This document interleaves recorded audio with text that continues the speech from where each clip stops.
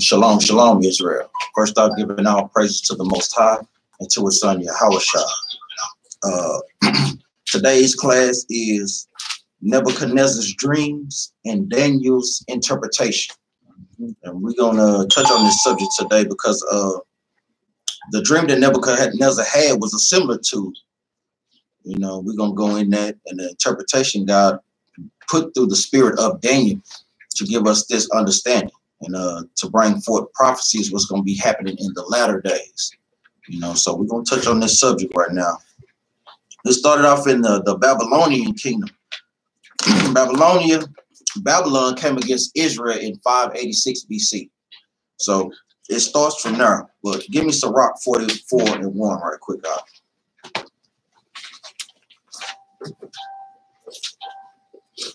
The book of Sirach, chapter 44 and verse 1. Let us now praise famous men. The Bible, the scripture tells us, let us praise famous men, our forefathers, Jacob, Israel, Abraham. Guess what? Daniel, because they reveal prophecies that's, guess what, coming to pass right now. That's right. Read on up. And our fathers that begat us. And our fathers that begat us. We praise them. Guess what? We don't worship them. That's right. Because I know a lot of times brothers try to get simple. But guess what? We give honor to those, our forefathers and our foremothers. Lord, read on up.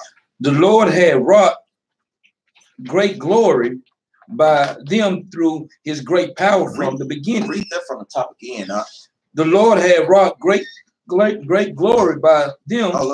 It says the Lord wrought great wonder, great glory by them. The Most High was revealing prophecies through our forefathers to let us know, to get us a heads up what's going to be happening in the latter days, and to get yourself right with the scriptures, but before your camera get blown out. Read on up. By them through his great power from the beginning. Through his great power, guess what? From the beginning. Because the scriptures prophesied about what's going to happen in the end days all the way from the beginning. When you understand the scriptures. Read on up. As such did bear rule in their kingdom. As such did bear rule in their kingdoms. Because guess what? Israel went into captivity under 7 kingdoms. But each time, guess what? He used the prophet to prophesy the bringing down of that kingdom. Guess what? We doing the same thing today. We prophesied the destruction of this new Babylon, the great kingdom. Read on up. Men renowned for their power. Men renowned for their power. Renowned means famous. Famous for the power that they had, like Nebuchadnezzar, like Nimrod, like the Caesars of Rome, like Alexander the Greek. These are renowned men. Read on up. Giving counsel by their understanding. And declaring prophecy. And what? And declaring prophecy. Going into Daniel. Guess what? They declared prophecies. Jeremiah declared prophecies. Isaiah declared prophecies, and that gives us a one-up over all the other nations. That keeps us ahead of the game, Israel. Only if we keep his commandments with the faith in Yahushua, guess what? This understanding will come upon you too. Give me read verse 4. Verse 4. Leaders of the people by their counsel. Leaders of the people by their counsel. It's a wise thing in Israel to counsel amongst each other. Do nothing without counsel, Israel. And we're going to read some of that in the book of Daniel. Read on up. And by their knowledge of learning, meet for the people. Meet for the people. Because guess what? The Most High gives us the understanding, and we then to give our people or our congregation the understanding too. That's right. Read on up. Wise and eloquent in their instructions. So the Bible says we are to be wise and eloquent in the instructions. Because guess what? The instructions come from the Most High God. That's right. All we doing is just reciting. We are just the vessels for the Most High to channel his wisdom through. That's it. All praises go to the Most High God. Give me Ecclesiastes 81 right quick.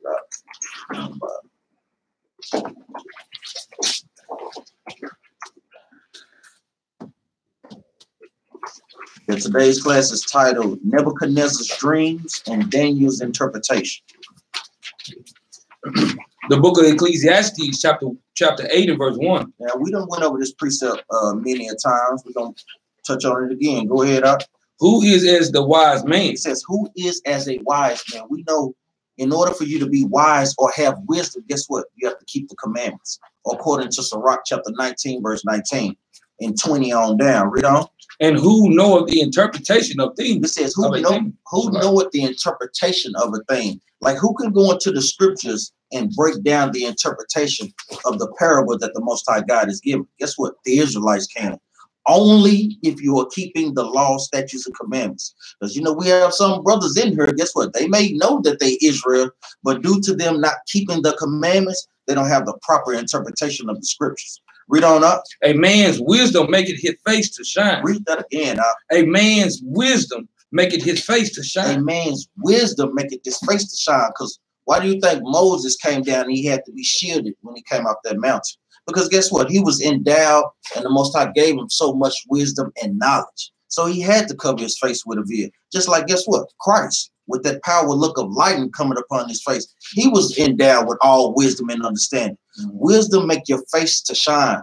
That's how they know when they see us walking in the stores or coming on their jobs. They look at us with those eyes like that brother is different from the rest of the other brothers. That sister is different because they understand we dealing in wisdom, dealing in God's law, statutes, and commandments. Read on up. And the boldness of his face shall be changed. And the boldness of our face is changed because we no longer acting like Negroes and Latinos. You know, we acting like Israelites from the tribe of Judah, from the tribe of Issachar, from the tribe of Manasseh. Guess what? That makes us stand bold in the face of our enemies because we understand through the prophecies, God is our hedge of protection. As long as we keep in the Bible, they can't touch us. You know, give me Daniel chapter 1 and verse 1. We're going to do a lot of reading today, Israel. We'll touch over the book of Daniel.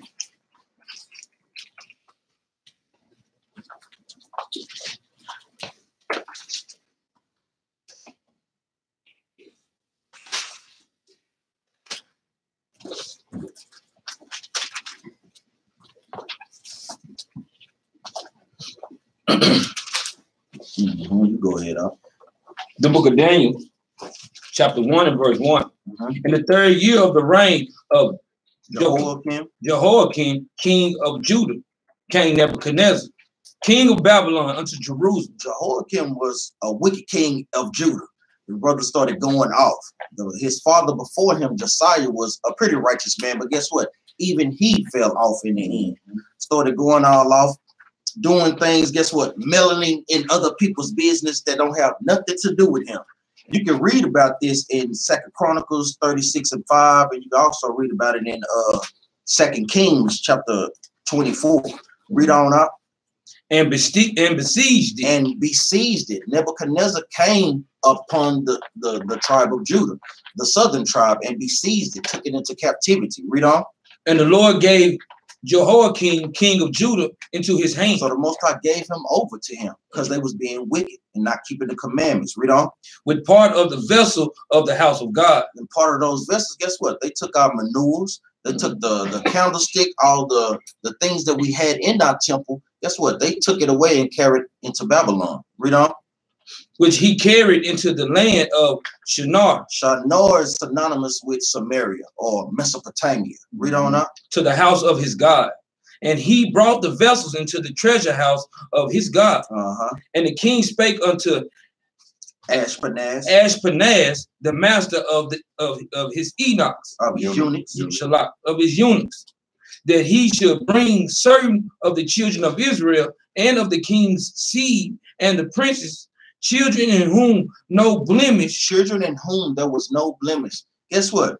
It was some people in Israel that were keeping the commandments. But us as a nation of people was not keeping the commandments. That's right. That's what we're trying to get to today. We're trying to get back to us as a nation of people keeping the commandments. Because it's not going to be individualized that's going into the kingdom. We're going in as a nation. Go ahead, up. Children in whom was no blemish, but well favored and skillful in all wisdom. Skillful in all wisdom. Israel got skills, man. You see how we build everything. We invented most of the things in her. Israel has skills. Read on. And cunning in knowledge. And cunning in knowledge. Read on. And understanding science. And understanding science. Read on. And such as had ability in them to stand in the king's palace. And whom they might teach the learning and the tongue of the Chaldeans. Of the Chaldeans. So guess what? They used Israel, Daniel in this case, guess what? to be better servants. You know, it's like those the house Negro and the field Negro. Right. They used Daniel and them as the house Negroes because they had a little bit more skill. Give me Jeremiah chapter 25 and verse 1. Because even Jeremiah prophesied them going into captivity. You know, they was going to be in captivity. Does anybody know? Brother Ash, how long was the Israel in captivity under Babylon? You know? 70. Yeah, years. exactly. 70 years captivity under Babylon. 25 and 1. Jeremiah. The book of Jeremiah, chapter 25, verse 1. The word came to Jeremiah concerning all the people of Judah. In the 4th year of Joachim, the son of Josiah, king of Judah, that was the 1st year of Nebuchadnezzar, king of Babylon. The which Jeremiah the prophet spake unto all the people of Judah. So Jeremiah was sent to speak of all the people. Guess what? We always warn the people. The Most High always gives his people warning before he brings down the hammer. Just like when we raising our kids, we tell them, don't you do that. Guess what? Next time you do it, I'm not going to hold back judgment or punishment from you. It's the same way with God in this sense. Read on up. And to all the inhabitants of Jerusalem, saying, from the 13th year of Josiah, the son of Amon, king of Judah, even unto this day, that is the 3 and the 20th year, the word of the Lord came unto me, and I spake. I have spoken unto you, rising early and speaking, but ye have not hearkened. Because that's the same thing we do. We rise up early on the Sabbath to teach our people this understanding. But read that last part again up. But you have not hearkened. But our people do not hearken to God's laws. Jump down to verse 11. Verse 11. And this whole land shall be a desolation. And this whole land, he given the prophecy, this whole land was going to come and be desolate. Read on. And an astonishment. And an astonishment, guess what? He was going to put them curses on them. Negroes. They was going to be called Babylonians, Chaldeans now. Read on out. And these nations shall serve the king of Babylon 70 years. Shall serve them how long? 70 years. Read on out. And it shall come to pass when 70 years are accomplished that I will punish the king of Babylon. And that nation. And that what? And that nation. Because when the Most High God sends us into captivity under the other nations, guess what? We do our captivity, and guess what? He brings the hammer down on those nations for doing that. Read on up. Said the Lord, for their iniquity in the land of the Chaldeans, and will make it perpetual desolation. He will make it a perpetual desolation because modern day Babylon is Iraq today. And you go over there and look at that, man, that thing is towed down. We understand due to war from wicked Babylon, the great America, but that thing is really towed down. And the reason why the Most High come in after we come out of captivity, the reason why he bring the other nation in submission is because they deal with us without law, without instruction, and they tear us down to the ground. And a lot of us, they sear our minds so much to the point that we can't come back. So for that, guess what? They have to pay for that, man. And the blood that they shed, they have to pay for that too. And a lot of these prophets was unto the kings also. That's right. When he was telling, when everywhere we was in captivity, just like we're in captivity in America, we start telling them the truth, and they still don't want to hear and they disregard. It's the same thing that was happening here too. Exactly. And that's why the Most High come behind them. They were telling y'all need to be doing this, and he punished them also. Let me get a precept right quick. Go ahead, on what I brought out. Let me get Baruch chapter 1 and verse 11, 10 and 11. Right quick. We're gonna go back. I know it's gonna be a lot of reading. Chapter 1 and verse 10. The book of Baruch, chapter 1, verse 10. Let Yara take over. Officer Yara. The book of Baruch, chapter 1, verse 10.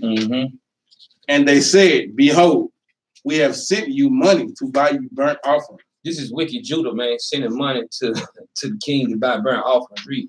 And sin offering. And incense. And prepare you manna. And offer upon the altar of the Lord our God. They said, but the Lord our God will check this out and read up. Verse 11.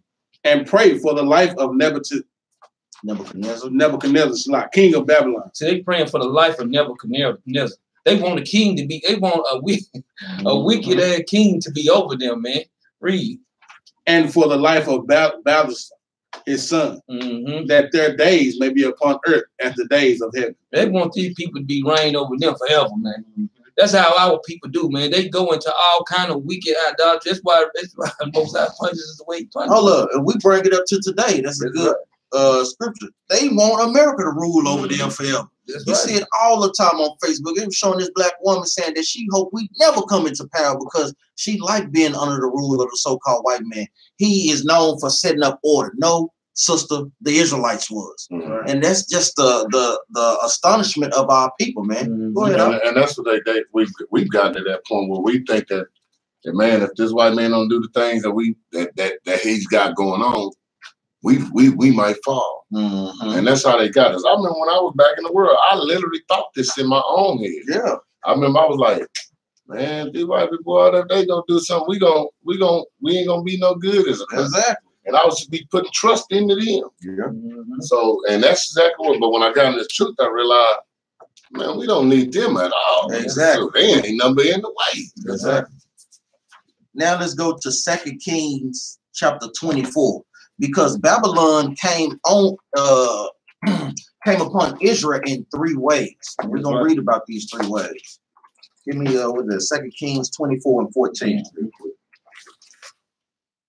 Give us 2 Kings chapter 24, verse 14. Like we always tell brothers and sisters, read your history, man. We've seen what our forefathers did, how they got into situations, and more importantly, what they needed to do to get out of the situation. Right. So you always want to go back and read the history.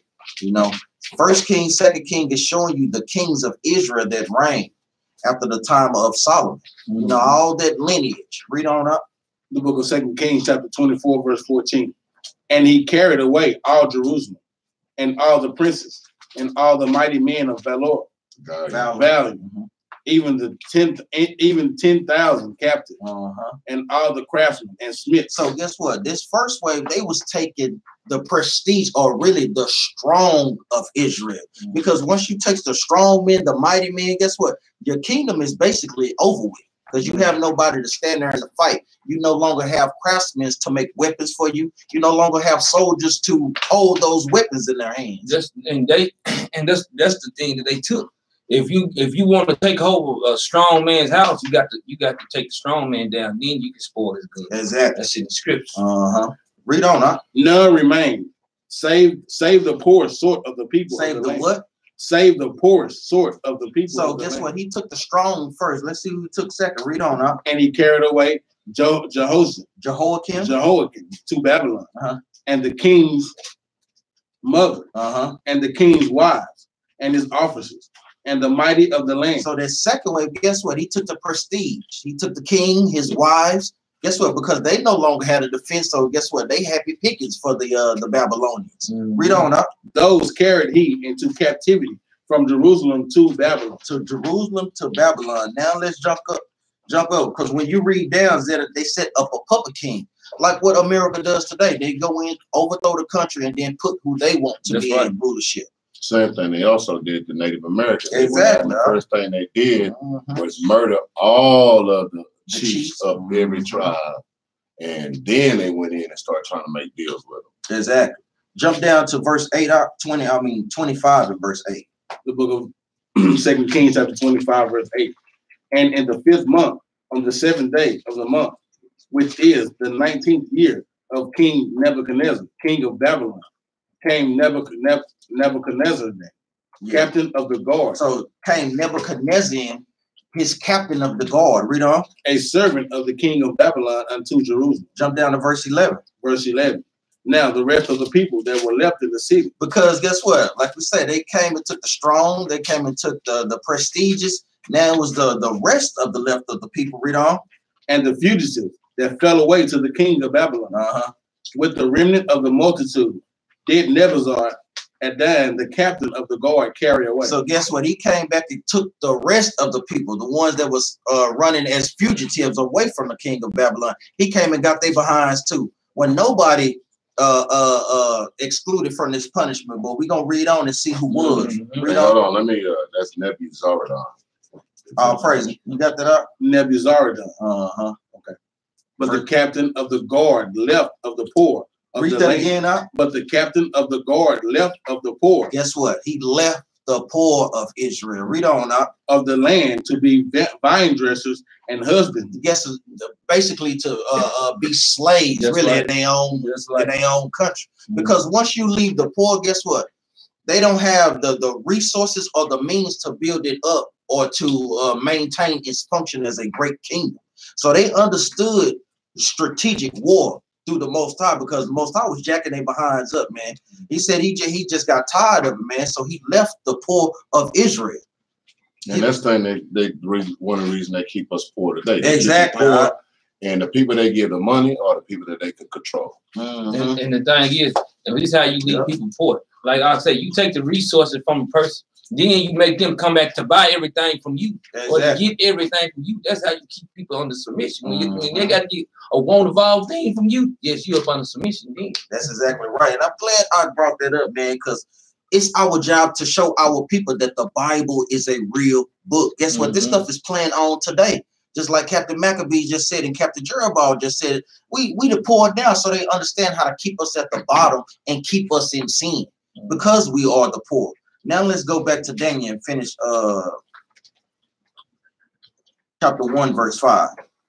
We're telling we're going to be doing a lot of reading today. The book of Daniel, chapter 1, verse 5. And the king appointed them a daily provision of the king's meat and of the wine which he drank, so nourishing them 3 years, that at the end thereof they might stand before the king. So this is going into bring people back up to speed. He done took the Israelites into captivity. He has Daniel and the other brothers along with him and made them eunuchs in the palace. Read on up. Unto whom now among those were the children of Judah. So like we said, southern tribe, kingdom of Judah. Read on. Daniel, Hananiah, Mishael, and Azariah. Unto whom the prince of the eunuchs gave names. Because guess what? Even Isaiah prophesied about them going into the Babylonian captivity. Isaiah was all the way in the Assyrian captivity. The precept to that is Isaiah chapter 39, verse 6 and 7. Read on up. For he gave unto Daniel the name of Belzazar, and to Hananiah of Shadrach, and to Mishael and Mishael and Meshach of Meshach, and to Azariah of Abednego. So what thing did y'all notice that they did to them? Do y'all see that? Go ahead, Junior. They changed their name. They changed their names. The African American. Bring it up to today, like Captain Maccabee said. Guess what? African American. That's letting you know to those Christian apologists. Guess what? Each time we go into captivity, these curses apply. Yeah. Those same curses. Guess what? They change our names. Just look at that, Jeremiah 17:4. Even thou shall discontinue from thy heritage, which I gave thee. And Jeremiah said, even thou and myself. He said, I'm going to lose my nationality too. Understanding of that. All praise, huh? So guess what? Each time we go into captivity, those curses in Deuteronomy chapter 28, verse 15 through 16, those apply every single time, man. And signed, sealed, and delivered. Exactly. Huh? Read on up. But Daniel purposed in his heart. But Daniel proposed in his heart that he would not defile himself with a portion of the king's meat. So let's let you know, guess what? That king was eating pork like how they do today.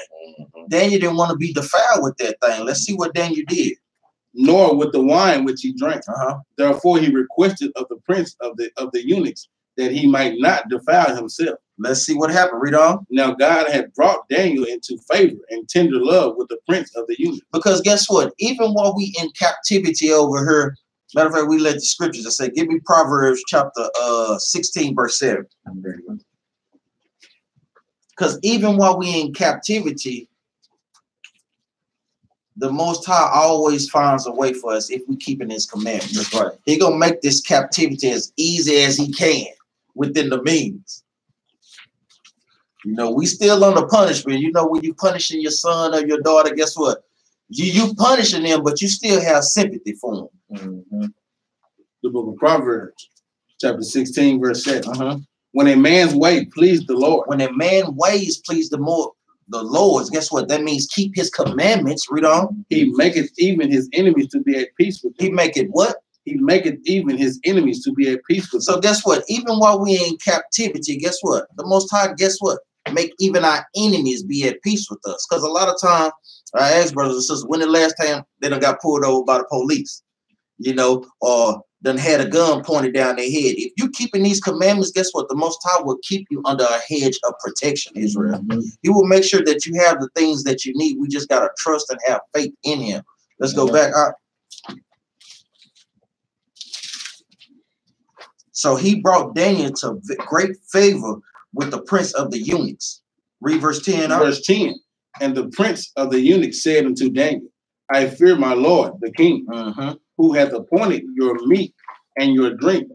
For why should he see your faces, worse likened than the children which are of your sort? So he basically asked, why you got that strange look on your face? Why you looking all mad? Read on up. Then shall ye make me endanger my head to the king. Because guess what? By your countenance changing, you looking all salty, you gonna have my life on the line. Read on up. Then said Daniel to Melzar, whom the prince of the eunuchs had set over Daniel, Hananiah, Mishael, and Azariah, prove thy servants, I beseech thee, 10 days, and let them give us pulse to eat. Pulse and water to is drink. seeds of vegetables. So the Most High is gonna always make a way. You know, you want to keep these commandments. You know, you can't be eating pork. So guess what? The Most High put it on their spirit to give them healthier food to eat. Read on. Verse 13. Then let our countenance be looked upon before thee, and the countenance of the children that eat of the portion of the king's meat. And as thou seest, deal with thy servants. So he consented to them in this matter and proved them 10 days. And at the end of the 10 days, their countenance appeared fairier and fatter in flesh than all the children which did eat the portion of the king's meat. So guess what? They looked at more healthier than the king's people that they was giving that swine to, like how we do today. That's why we tell our brothers and sisters, stay off that pork, man. Stay off that shrimps, catfish. Those things are not good for our bodies. That is breaking God's laws. And that's not to say Daniel was a vegetarian or a vegan. Exactly. Because he said he didn't want to eat nothing that defiles him.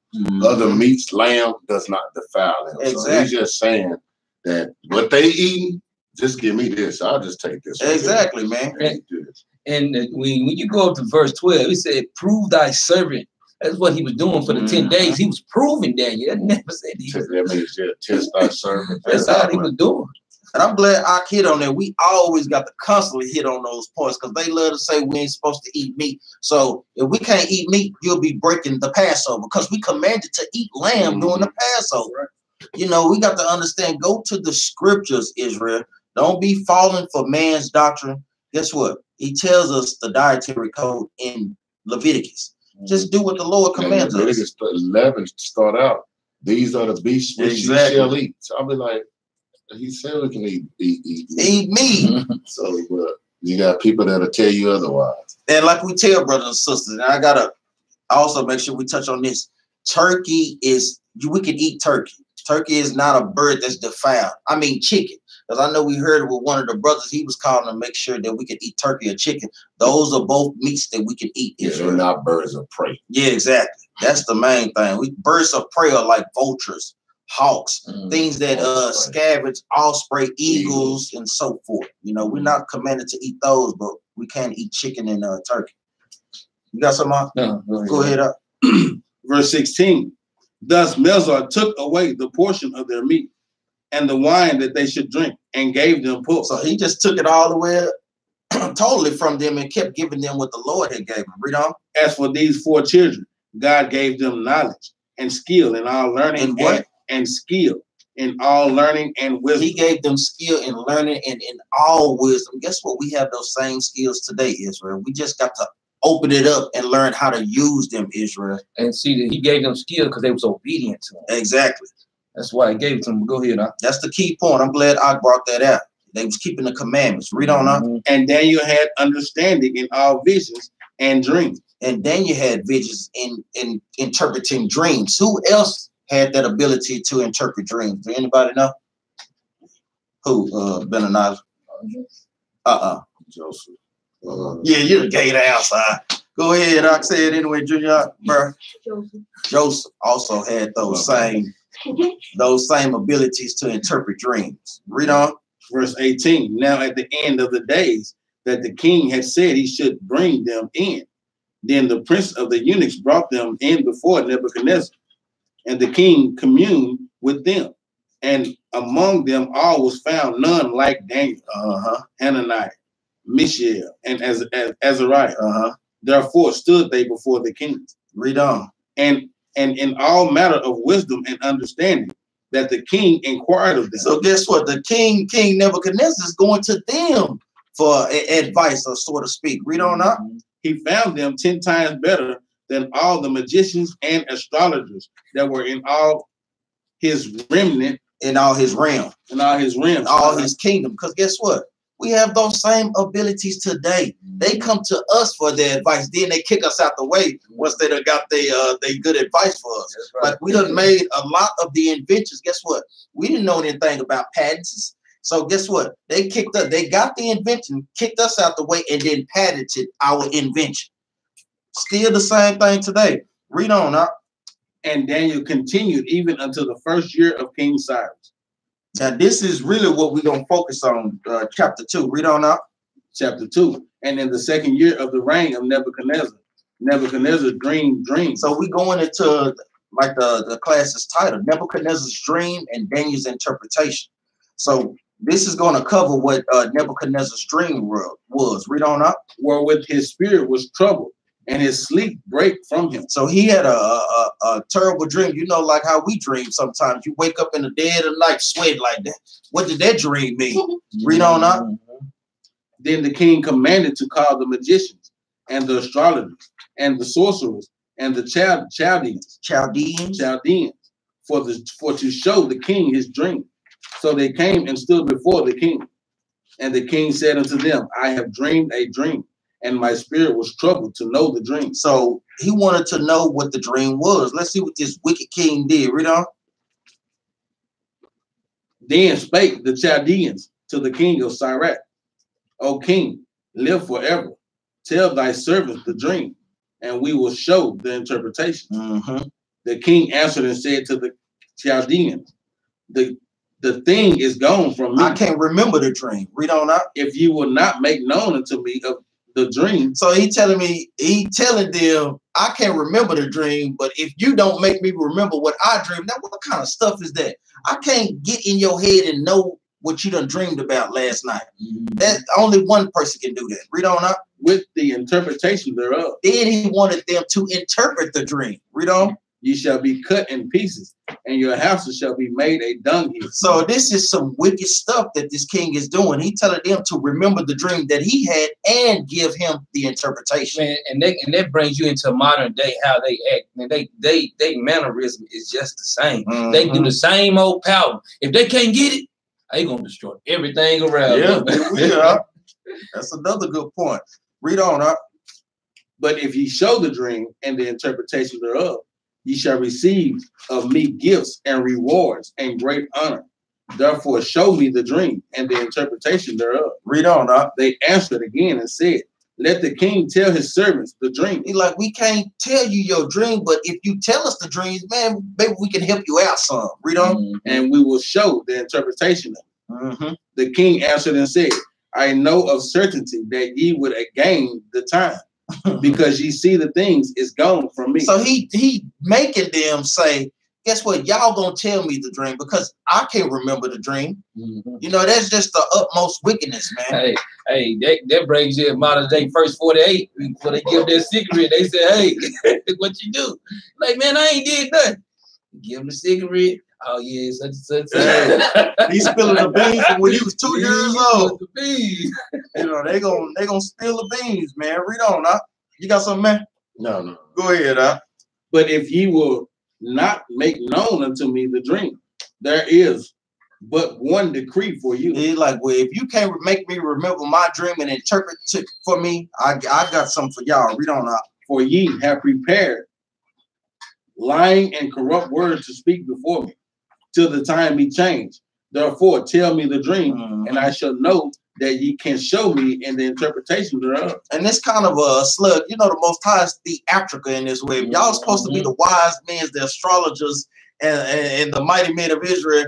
Tell me that is supposed to be their job, you know. So I can understand why Nebuchadnezzar, with his wicked behind, would do such things. But it's kind of a double whammy that the Most High God is putting on Nebuchadnezzar and those wicked men of Chaldean. Because when he had went back, and you got to think about when he was going to Daniel them was 10 times, like I said, they went 10 times more than everybody. Exactly. So when he went to his people, he was trying them too. That's basically what he was going into, trying. Read on up, verse 10. The Chaldeans answered before the king and said, there is none a man upon the earth. There is not a man upon the earth that can show the king's matter. So they let them know there's no man on earth that can do this thing. And guess what? They right. Read on up. Therefore, there is no king, lord, nor ruler that asks such things as at any magician or astrologer or Chaldean. No, any man of them, it ain't. But of the Israelites it is. Read on out. And it is a rare thing that the king required. And there is none other that can show it before the king.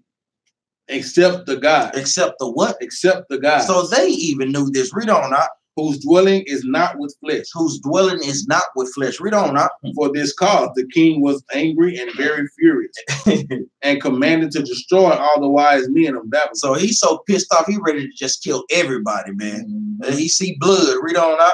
And the decree went forth that the wise men should be slain. That they should be what? That the wise men should be slain. Because if they not doing their job, guess what? They good for nothing. So off with their heads. Read on. And they sought Daniel and his fellows. And they did what? And they sought Daniel and his fellows to be slain. Read on. Hold up. He's like, hey, man, bring the real ones in here. Read on, huh? Verse 13. I mean, it's like 14. 14. Then Daniel answered with the counsel and wisdom to Arioch, the captain of the king's guard, which was gone forth to slay the wise men of Babylon. He answered and said to Arioch, the king's captain, why is the decree so hasty from the king? Then Arioch made the thing known to Daniel. So Daniel going to him, why is he trying to put everybody to death? So Arioch is going to tell him. Read on. Then Daniel went in and desired of the king that he would give them time, and that he would show the king the interpretation. So Daniel, you know, I'll come. You know how we do it. Just give me a little time. I'll show you the interpretation. Read on. Then Daniel went to his house and made the thing known to Hananiah, Mishael, and Azariah, his companion. So guess what? Even they counseled amongst each other. You know, that's why it's very important in heightened situations. Guess what? To counsel amongst your brothers. Counsel amongst leadership. Because guess what? 2 heads is always better than one. And guess what? A group of brothers can come up with a plan to get you out of that situation through the scriptures. Make it be known. Guess what? Our counsel is through the scriptures. The Most High gives the plan. We are just reciting his words. Read on up. Verse 18. That they would desire mercies of the God of heaven concerning this secret. So guess what? They prayed to the Most High God to open their understanding about this secret. Read on. That Daniel and his fellows should not perish with the rest of the wise men of Babylon. And that's what we always tell our brothers and sisters. When you pray for the restoration of your people. Pray for the building up of your brothers and sisters. Pray for the humbling of their hearts, to have a meek heart to come back to these laws, statutes, and commandments. Not for that big house by the lake and all that stuff. All that stuff is going to be added to you. Seek ye first the kingdom, Israel. Read on up. Then was the secret revealed unto Daniel in a night vision. In a what? In a night vision. Read on up. Then Daniel blessed the God of heaven. Then he did what? Blessed the God of heaven. Because a lot of times when the Most High God give us these things that we need, we also got to bless him in return. We always got to give the Most High all the praises, because everything that we do is because of him. Everything that we see now, guess what? The Most High God put this together. Because I always love when the brothers say that the Most High didn't put the battle. I mean, we didn't put the battle lessons together. The Most High put this together. This is his camp, and we just his vessels. Read on up. Daniel answered and said, blessed be the name of God forever and ever. And what? And ever. That's what we telling today. Blessed be the Lord God's name forever and ever. Read on up. For wisdom and might are his. Are his, Israel, not ours. Read on. And he changeth the times and the seasons. Uh-huh. He removeth kings. Hold up, read verse 21 again. Mhm. And he changeth the times and the seasons. Because just think about it, Israel. It was just cold as hell last night. Now look at that, man. Sun, good weather for teaching and bringing our word to our people, man. You know, that's because of the Most High God, man. You got something? No. Good. Go ahead. And he changeth the times and the seasons. He removeth kings. He does what? Removeth kings. That's what we are here prophesying today, Israel. That this great Babylon the Great is going to be overthrown by our Lord and Savior Yahushua. Read on up. And setteth up kings. And does what? And setteth up kings. How you think Trump got in office? He set him up because he know if they put Hillary Clinton back up in there, they would have rocked our people right back to sleep. But with Donald Trump being in there, no, they know damn well America don't love their behinds now. It ain't no doubt in their mind. Mm-hmm. Go ahead, Doc. He giveth wisdom unto the wise, Mm-hmm. and knowledge to them that know understanding. Uh-huh. He revealeth the deep and secret things. He revealed the what? The deep and secret things. Give me Amos 3:7. See, the Most High, we got to just pray fast on it. Guess what? The Most High will open up your understanding. You have to keep the commandments, though. He's not giving us to no any old wicked Negro. You have to keep the commandments. Amos chapter 3, verse 7. Like I say, hold your precepts because we're going right back. Surely the Lord God will do nothing, Uh-huh. but he revealeth his secret unto his servants, the prophets. He revealed his what? Secret unto his servants, the prophets. No, Nebuchadnezzar and his wicked wise men. But he revealeth his secret unto his servants, the prophets. The servants of the Most High God are the Israelites. The Most High God reveals us these things. That's how we know this kingdom gonna be overthrown. That's how we know what happened in the past and what is in store for the future. While we went into slavery on slave ships, we know all of these things because of the Most High God and keeping His commandments. Israel. Let's go back. Verse 22 again. He revealeth the deep and secret things. He knoweth what is in the darkness. He know it's sin. Read on up. And the light dwelleth with him. And he knows the ones that's keeping the commandments. Read on. I thank thee and praise thee, O thou God. Okay, Daniel is thanking him and praising him. You got to understand, Daniel's life was on the line. So guess what? The Most High he found a situation to get him out of there. Even when we're in our downest times, Israel, you got to be thinking on the Lord and His laws. And guess what? With a little bit of action, because you got to be putting forth something. You just can't be sitting back on your behind doing nothing, Israel. Because like I say, one of his favorite precepts, God weighs actions, Israel. He not weighing the lip service like how we get in Sunday church, man. Those people's reciting this Bible, but they ain't doing nothing that this Bible is telling them to do. Read on now. I thank thee and praise thee, O thy God of my father, who has given me wisdom and might, and has made known unto me now what we desired of thee. For thou hast now made known unto us the king's matter. So he gave them the interpretation of the dream. Read on up. 24. Therefore Daniel went in unto Arioch, whom the king had ordained to destroy the wise men of Babylon. He went and said thus unto him, destroy not the wise men of Babylon. Bring me in before the king, and I will show unto the king the interpretation. And guess what? Daniel had, even though we was in captivity, you know that's just our spirit, man. We just easygoing people, because I don't know, man. Kill them, but hey, we're gonna interpret this dream anyway. But Daniel was like, nah, leave them alone. I'm gonna give them the understanding of this dream. Read on up. Then Arioch brought in Daniel before the king in haste, and said thus unto him, I have found a man of the captives of Judah that will make known unto the king the interpretation. Read on now. The king answered and said to Daniel, whose name was Belteshazzar.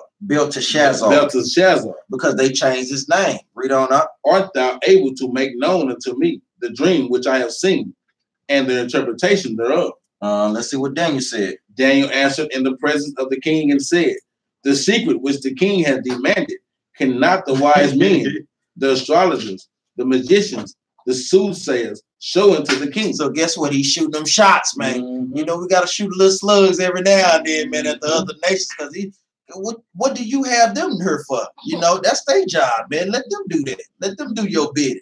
Read on up. But there is a God in heaven. But there is a what? But there is a God in heaven. So you notice that this God is capitalized. The God that they was talking about was lowercase, man. This is the one true God that created everything. The God of the Israelites. Our people got to understand the God who they need to be serving, man. This is a God of great and terrible power, man. You know, you should be shaking in your boots that he done gave us life to be able to hold Sabbath class today, man, and all the things that you have. And you notice that Daniel stood in front of the king. He gave all praise to the Most High in front of the king too. Go ahead, up. But there is a God in heaven that revealeth secrets and maketh known to the king Nebuchadnezzar what shall be in the latter day. Read that last part again. This is the key word. What shall be in the latter day. That kind of going into the same thing. Israel was given the prophecies on his sons in Genesis in the latter days. So guess what? He's given him also present prophecy, but also future prophecies too. Read on up. Thy dream and the vision of thy head upon the bed. Thy bed are these. Are these. Read on up. As for thee, O king, thy thoughts came into thy mind upon thy bed. What should come to pass hereafter? And he that revealeth secrets make it known to thee what shall come to pass. So the Most High is giving them prophecy, what shall come to pass, dealing with Nebuchadnezzar, and guess what? Also dealing with future kings. Read on up. But as for me, this secret is not revealed to me for any wisdom that I have more than any living. Read that again. But as for me, this secret is not revealed to me for any wisdom that I have more than any living. Guess what? Even doing that, Daniel still had a meek and humble spirit, Israel. That's what we need to get back to. Just like I brought out the class last Sabbath, not dealing in that prideful spirit, man. We got to shake that pride and come back to being humble and meek, man. Letting us know, guess what? We doing the Lord's business. You know, read on up. But for their sakes that shall make known their interpretation to the king, and that thou mightest know the thoughts of thy heart. Thou, O king, sawest, and behold, a great image. A what? A great image. Now this is going into the dream that Nebuchadnezzar, Daniel is going into the interpretation of the dream that he had. This is going into the statue. Read on up. This great image, whose brightness was excellent, stood before thee, and the form thereof was terrible. This image head was of fine gold. So the image of the head was of fine gold, Israel. Read on up. His breast and his arms of silver. His breast and his arms of silver. If anybody, y'all have the phones out there, type in Nebuchadnezzar statue, and this is what this is going into.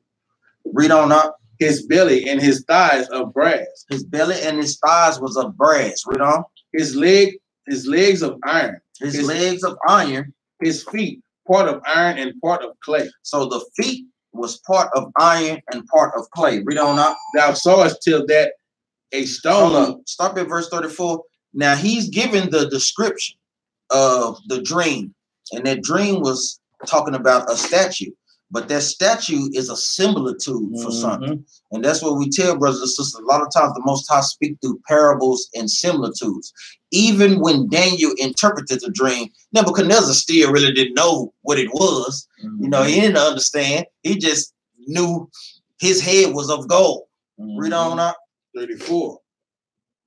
Thou sawest till that a stone was cut out without hands, which smote the image upon his feet that were of iron and clay, and break them to pieces. And did what? And break them to pieces. Now, do anybody know who that stone was? Who was it, a little better now?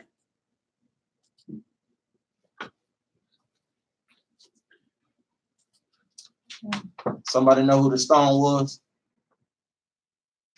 What you got, Julia?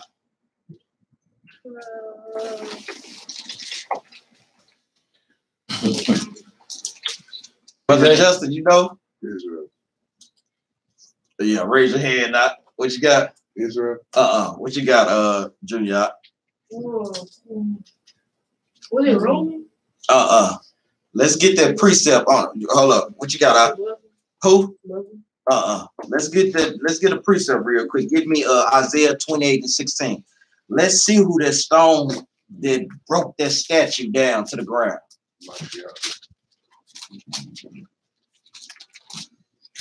The book of Isaiah, chapter 28, verse 16.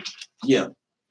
Therefore, thus said the Lord God, behold, I lay in Zion for a foundation, a stone, a tried stone. A what? A tried stone. Read on now. A precious cornerstone. Uh-huh. A sure foundation. A what? A sure foundation. Uh-huh. He that believeth shall not make haste. So when we read this, y'all, obviously, who knows now? Exactly. Well, we're gonna get another one in the New Testament. Give me to kind of seal the deal, give me Acts chapter 4 and 10. Hold your precept in Daniel. We getting who the stone was. That's why the Bible say precept must be upon precept, because a lot of times when regular Christians reading, they just thinking of stone. You know, they not thinking on the deep secret things. The book of Acts chapter 4, verse 10. Uh-huh. Be it known unto you all and to all the people of Israel that by the name of Jesus Christ of Nazareth, whom ye crucified, whom God raised from the dead, even by him doth this man stand here before you whole. Uh-huh. This is the stone. Wait a minute, read that again. This is the stone. This is the stone. Hold on, what you got, Doc? It's the Persian Empire. We reading it right now, Junior. Y'all read that again for us. Start up in verse 10. Acts chapter 4, verse 10. Be it known unto you all and to all the people of Israel that by the name of Jesus Christ of Nazareth, whom ye crucified, whom God raised from the dead, even by him doth this man stand here before you whole. Now, verse 11, read on. This is the stone. Read that again. This is the stone. So who is the stone now? Christ is the stone. Yahushua is that stone. Read on up. This is the stone which ye set at naught of your builders, which is become the head of the corner. Going back to Isaiah 28 and 16. But it clears you up, let you know in Acts 4:10 that Christ is that stone. Christ is going to be that stone that broke that image of Nebuchadnezzar down to the ground. And we're going to get deeper into this parable. Let's go back to Daniel. Did we finish that out? No. Yeah, finish that out. Verse 35. No, in Acts. Acts. Yeah, chapter 4. Did we finish that out? Yeah. Yeah, we finished it out. Now let's go back to Daniel. Verse 34 of Daniel chapter 2. Thou sawest till that a stone was cut out, which was Christ, read on, without hands, which smote the image upon his feet that were of iron and clay, and break them to pieces. And did what? And break them to pieces. So Christ is that stone that broke that statue down to pieces. Read on now. Then was the iron, the clay, the brass, the silver, and the gold broken to pieces together, and became like a shaft of the summer threshing floors. Hold on a second. You know, go ahead. You notice it broke the brass of it broke the iron and the clay mixed together, right? It broke that, then everything fell. It broke the foundation of everything. I'm gonna get back to that later, but y'all notice it broke the very foundation of everything that was sitting on. Even the king himself was sitting on top of this iron and clay. So they just the stone broke the foundation, so all of it fell. Exactly. Go ahead. Go ahead. And the wind carried them away, that no place was found for them. And the stone that smote the image became a great mountain. Now, when they talk about great mountain, it's the great government. Because when Christ sets up his government, it would never fail. We always say it's Christ. Well, it's God, Christ, the 12 disciples and 144,000. That's going to be the new ruling government on the planet forever, Israel. Forever, ever. Go ahead, And like on verse 45, what he was doing, and he was talking about how he was breaking into pieces. He was basically breaking it down and turning it like into powder. You see what I'm saying? But I'm gonna give a precept. Matthew 21 and 44 right there. Bring it up. Showing you how this powder, how he grinded this powder up. You get there, I'll read it. The book of Matthew, chapter 21, verse 44. There was another parable that Christ was going into, but it gets hitting on the same subject. Read it up. And whosoever shall fall on this stone shall be broken. Shall be what? Shall be broken. Read. But on whomsoever it shall fall. On whosoever this stone shall fall, read. It will grind him to powder. That's what happened to Nebuchadnezzar. He grind him into powder. Go ahead, Man, that's a good precept, man. You make me want to brag out my other. I can't find that bug though, boy, because say it's the one in second. I'm gonna have to come back to that. Let's go back to Daniels. That's a good precept.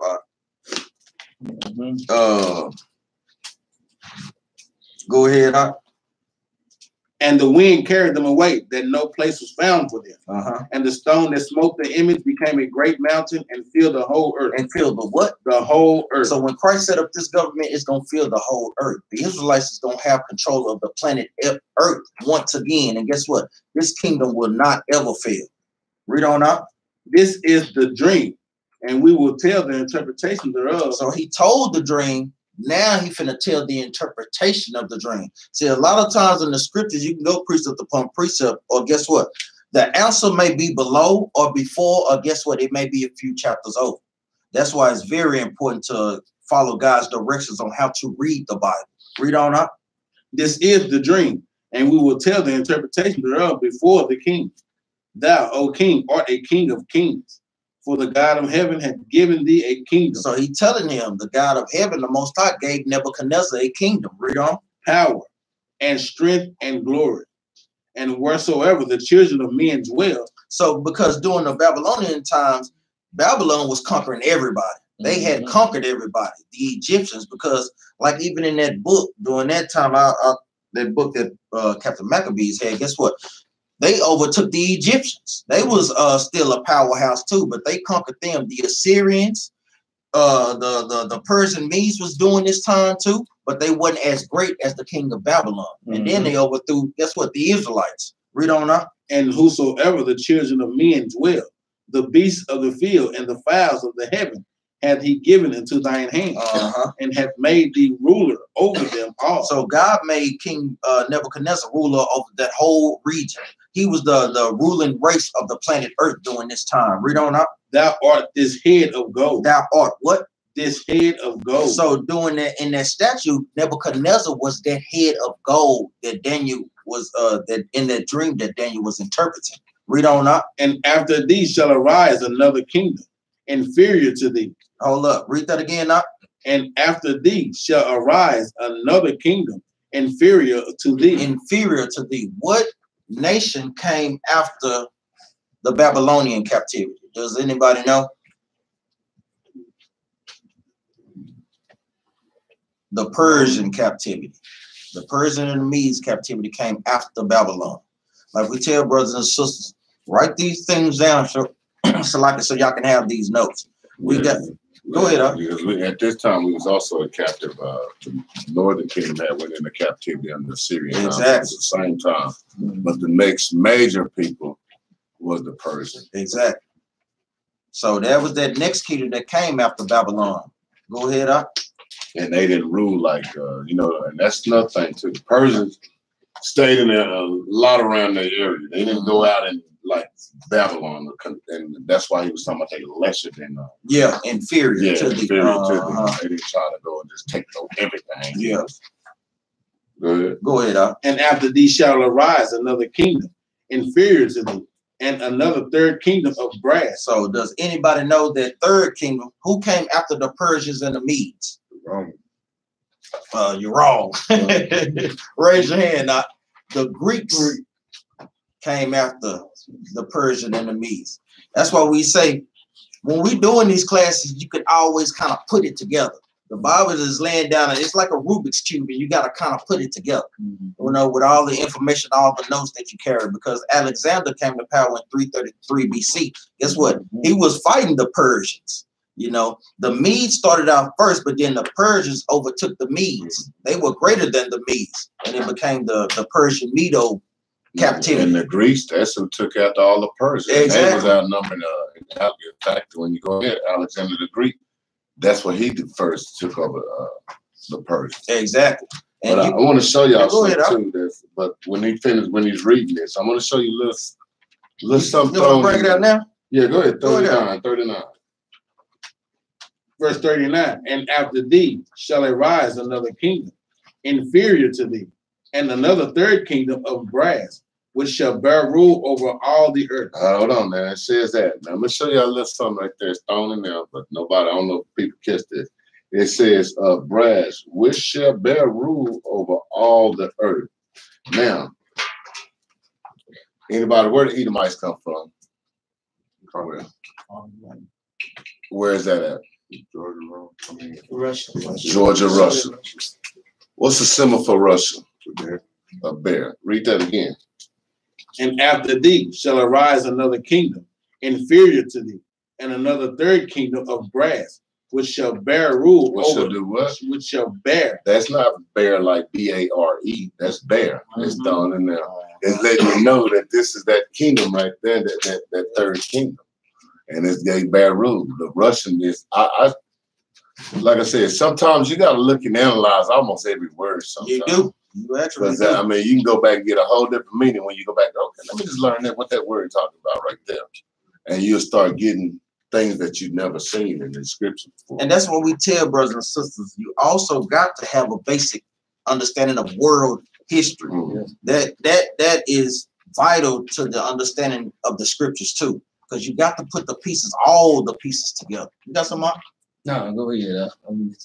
Go ahead. Read. So that third kingdom of brass, guess what? Was the Greco? Was the Greeks?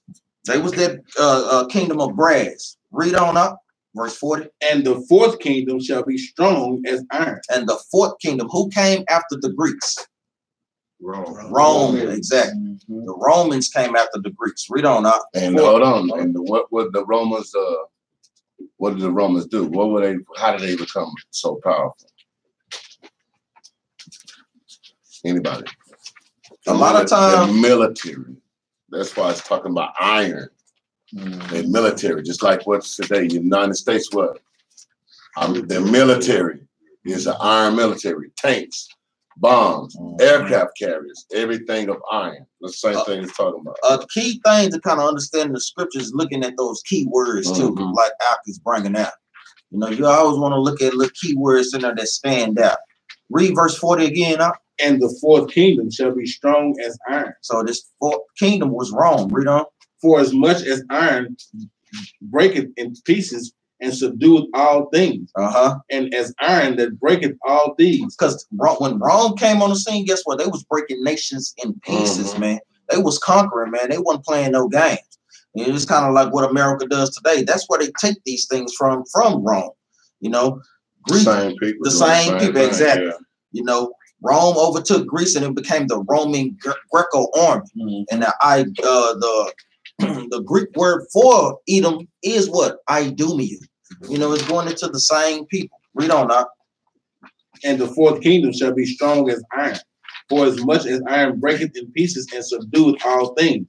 And as iron that breaketh all these, shall it break in pieces and bruise. And whereas thou sawest the feet and toes, part of potter's clay, and part of iron, the kingdom shall be divided. The kingdom shall be what? Divided. Read on up. But there shall be in it of the strength of the iron. For as much as thou sawest the iron mixed with miry clay. Miry clay. So does anybody know this last kingdom? America. No, why? What do they call America? What do they call America? The melting pot.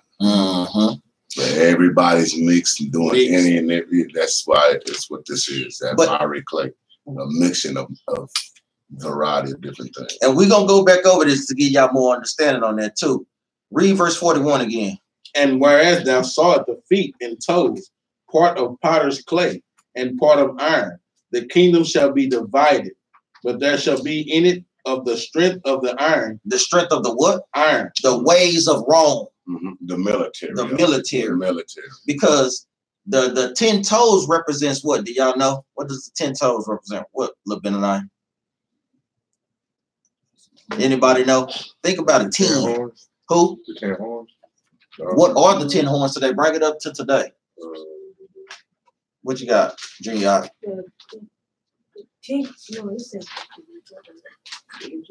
What? Now, I'm gonna. It goes into the 10 common markets today, or NATO. Because out of that, guess what? Comes America. Great Britain, then Great Britain to America. So it's a lot of history within that too. Read verse 41 again. 41. And whereas thou sawest the feet and toes, part of potter's clay, and part of iron. You got part of the Edomites and part of the other nations. Read on up. The kingdom shall be divided. The kingdom shall be divided because guess what? It's too many nations in there to come together for one common aid. That's why you see police brutality within us. You see the Moab, they do their own thing. They just here to get the benefits of America. Then they sending their money back to China. You know, the East Indians, the Africans, they doing the same thing. You know, none of everybody can come together on one accord solidly. Go ahead. And that's why you got a lot of conflicts now with all these other nations like that, because of the fact that they don't feel like they getting. I ain't getting all my part like y'all getting y'all part. He getting more than I am, and that's what's going on today in America right today. Exactly. With NATO, that's what they fight on. All they know is, man, look, we got the Israelites on the hand, but y'all getting most of the goddamn benefits. Yeah. And then they be like, well, what if we gonna keep them on? That's why you see other countries come out and say, hey, you know y'all the real Israelites. They're trying to tell on the other countries because they know I'm not getting my part, so I'm gonna tell everything. And see, the thing is, and I bring up a good point about calling America the melting pot. What you do when you mix a whole bunch of different metals and irons and stuff, what is that doing? Anybody know? What is it, Junior? Nah. What's that? What else? What you got, Junior?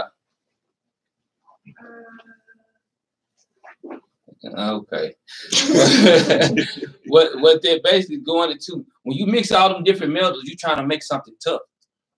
You want to say you mix iron and gold and silver, you put all this stuff together, you're trying to make something tough and solid, man. If you burn down metal, what's the strongest thing you can do? Like, say for instance, like I tell you firsthand, when you say for instance you going into, you tacking two metals together, what you do? You melt it down, and that'd be the strongest part of the brace, the thing that you melt down. So when you put metals together, when you melt the metal down, when it dries up or when it hardens up, that's the strongest part of it. So that's what he's saying. That's how America is. It's a big, strong metal that's melted down, and it's the strongest part of the world right now. And what makes the iron weak is being mixed with iron and clay don't mix. So when you put clay within the iron, it makes the iron weak. And the thing about it, you got the United States' military, but you got also the clay, the people of the United States, the people of the people, period. And look at our people, and they mix. They got a variety of different decisions. Democrat, Republican, exactly. What they call it, conservative, liberal. They got all kind of different views. I like Trump, even though I know he's a liar. I hate Trump. Yeah, it's America. It's all you got. The Moab. I don't, like he said, I don't care what's going on. we just need to get our money sending back to our people. Exactly. And it's a variety of things going on in America. That's what it's talking about. This people is the clay, and it's the iron is United States and its military. That's what that's represent. And they don't mix all the time. They don't. And that's what make a weak. What happened? What did I say? That first did what? Get the foundation. America's foundation. When you hear America, all the kingdoms of the world gonna fall because everything is sitting on top of what's going on. That's right. Read on that because it's gonna clear it up in verse 43. Read on. But there shall be in it of the strength of the iron. Strength of Rome. Read on. For as much as thou sawest the iron mixed with miry clay, and as the toes of the feet were part of iron. Were part of iron, like I said, a little bit. The 10 common markers, Rome in there. Read on. And Europeans. And part of clay. The other nations, the Israelites. Read on. So the kingdom shall be partly strong and partly broken. And partly what? And partly broken. Like it was just explaining. Read on. And whereas thou sawest iron mixed with miry clay, they shall mingle themselves with the seed of men. And what you do when you had a big melting pot, you got Edomites mixing with Israelites, Moabites mixing with Ammonites, you got all people mixing amongst each other. Guess what? Down and down they nation, because that's weakening our nation as a nation of people. Even though we have the top genes on the planet, let's get that in Ezra chapter 9 and 2. Hold your precept. That's a book many people don't go too much. You can start at verse 1. We'll read down to verse 2. Ezra. Yeah, Ezra in the Bible. Officer Yard. Chapter 1. Chapter 9, verse 1. This Ezra is the same Ezra in the Apocrypha. It's the same Ezra. The book of Ezra, chapter 9, verse 1. Now when these things were done, the princes came to me, saying, the people of Israel and the priests and the Levites have not separated themselves from the people of the land. So Ezra was coming back, telling them, guess what? Y'all need to separate from these people. Guess what? They make our nation weak. Y'all take on their customs and their laws and forget about our God. Like what we do in America today. We know America's history, but we don't know our Israelite history. Read on up. Doing according to their abomination. To their what? To their abomination. Celebrating Christmas, celebrating Thanksgiving. These things that are abominable to the Most High God. Read on. Even of the Canaanites, the Africans, read on. The Hittites, the Africans, the Perizzites. All these are African nations. Read on. The Jebusites, the Ammonites, which are Japanese. Read on. The Moabites, Chinese, the Egyptians, more Africans, and the Amorites. More Africans. Read on now. For they have taken of their daughters for themselves, and for their sons, and for their what? And for their sons. Because our people take on Edomite women, and vice versa. Read on up. So that the holy seed have mingled themselves with the people of those lands. Read that again. So that the what? So that the holy seed. Israelites, y'all don't understand the blood that y'all have. We have a holy seed. We are God's chosen people, man. Read on up. Have mingled themselves with the people of those lands. And when we take our holy seed and mingle it with the other nation, guess what? That dampens down our nation, man. Read on up. And yea, the hand of the princes and rulers have been chief in their trespass. In this trespass. Trespass also goes into what? Sin. So it is a sin for us to mix with the other nations, Israel. Let's go back. Verse 43 again. Verse 43. And whereas thou sawest iron mixed with miry clay, they shall mingle themselves with the seed of men, but they shall not cleave one to another. But they shall not what? Cleave one to another. Because a lot of times when you have interracial relationships, guess what? That causes more problems than you can deal with. You may have that white sexual brochure up in there, and you take that down and put up what Christ really looked like. Do you think that Edomite woman or that Edomite man is going to accept that? Or even with the Moabites, because shit, they think Christ is white. Try putting that up in there. You're going to have some conflicts up in that house, man. You know, it's not going to mix well. Read on up. One to another, even as iron is not mixed with clay. Just like iron, you can't mix iron with clay. Read on up. And in the days of these kings shall the God of heaven set up a kingdom which shall never be destroyed. Which shall never be what? Which shall never be destroyed. Read on up. And the kingdom shall not be left to other people. Guess what? We ain't giving our kingdom to another people, another nation of people. Read on up. But it shall break in pieces and consume all these kingdoms. Hey, thou art my battle axe, man. With thee will he break in pieces with the nations, Israel. Jeremiah 51:12, man. That's that goes deep, man. Read on up. And shall not be left to other people, but it shall break in pieces and consume all these kingdoms, and it shall stand forever. And this kingdom gonna stand forever. Now we understand what those nations mean. That interpretation of their dream was the Most High giving the nations their time to reign. Each nation had a time to reign. He let the Babylonians, which are the ancient Ethiopians, he gave them their time. The Persians and the Medes, their time. The Greeks, their time. The Romans, their time. And now America, their time. And see, all that's telling you, he let you know then. He also letting y'all know then, too, that we was going to go off all them times, too. Exactly. It is. That's a key point, too. Let's go to Daniel chapter 3 and verse 1. And you notice how the Most High brought this out, too. He could have just gave Daniel the vision, and Daniel could have just explained the vision. But nah, he gave the vision to our enemy. Exactly. And then our enemy, he caused the enemy to forget the vision. Yeah. And not only that, he caused him to forget the vision. So now he gonna get his chosen people. Not only is he gonna tell you the result of what the interpretation is, but he gonna tell you your dream that he didn't have nothing to do with. He gonna explain. But that's how the Most High works. Yeah. Like I said, he does things to make it. Hey, everybody gonna see that I ain't playing. Exactly. I ain't playing. And he made a mockery out of they great men. So At the same time, that is a good point. Because even when, like I said, when Daniel was interpreting, Nebuchadnezzar really didn't know. He really did. He just see that he was the head of gold. That's all he in. I'm the head of gold. I'm ruling right now. So that's all that I'm good. Exactly. Now tell me what else I dreamed. I can't remember that, but I know I was good. I don't know about what happened. I don't care about everybody else. Read verse 3, 3 and 1. Verse 3, chapter 3, verse 1.